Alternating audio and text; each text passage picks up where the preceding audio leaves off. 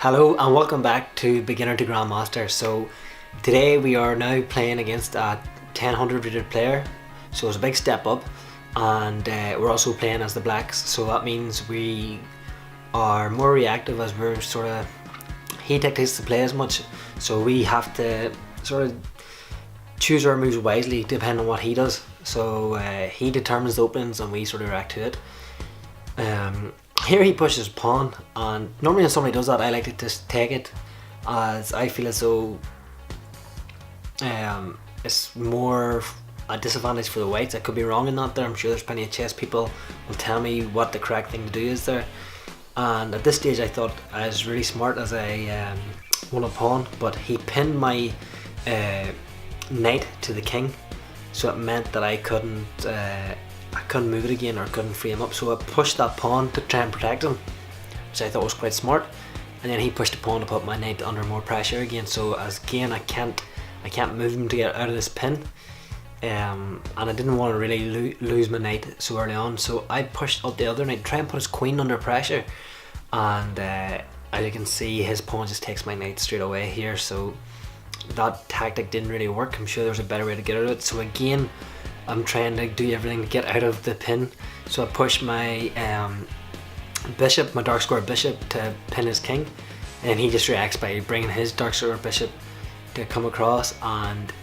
then he takes it again. Unfortunately for me, I didn't actually see that the horse can, or not, the knight can come across and take that. I thought his queen was going to have to take that, because he probably didn't want to move his king before he castles, so his knight took my bishop, which meant that I was going to have to lose the horse, so I decided, you know, just let him take it, and I just castled. So he now takes my knight with the pawn, so then I try and put him in a bit of a predicament, because if he takes my pawn here, that pins his queen to the king, which he wouldn't like, so he knows not to. So he then moves his queen to get himself out of a trap as well. Here I believe I just move this pawn. Oh, I end up taking again to put his queen under a bit of pressure and to make him into a decision, so he takes with his knight, so it's now pinned to the king here as well, so there's a lot of pinning being done in this game.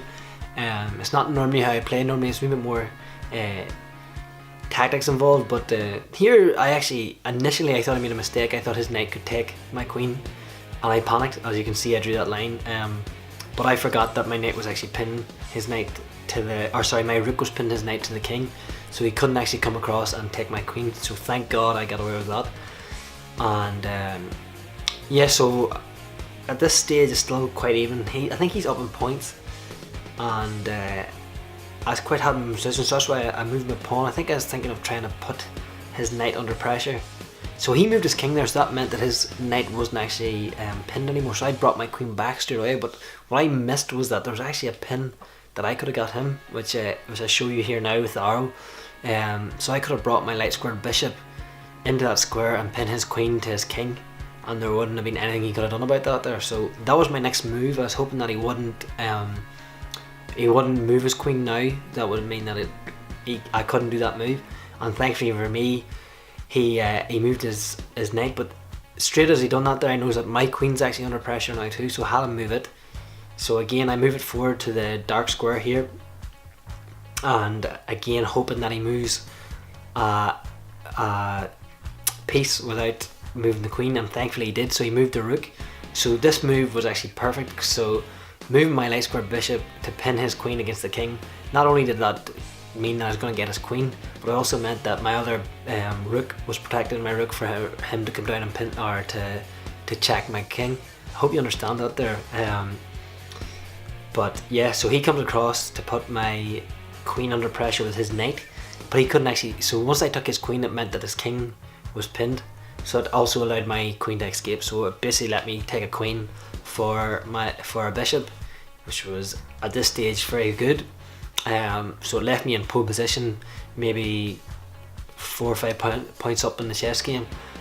So at this stage I knew that he was under pressure. He moved his bishop here, which at this stage I just knew to take it slow, not do anything rash, and just chip away the pieces. Now that I'm winning, it's just a matter of, it's like a dominoes effect.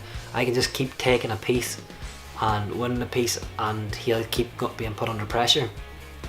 I thought this was quite a smart move, so I put my a bishop to pin his bishop. So, because again, taking a piece for a piece means I'm always going to end up when I'm already winning. But he pinned my king, so I moved him out of the road, and again he's pinning my bishop. So I was fit to take, my rook. So I was fit to take his other rook, because again it was like 1 for 1. He can take my rook, but not only that, it also left me with a simple enough checkmate. And yeah, so that was my second game and second victory. So I want to thank you for watching, and check out my next game, and I hope you've learnt a bit. And I've been Dermot Mac, and I'll see you next time.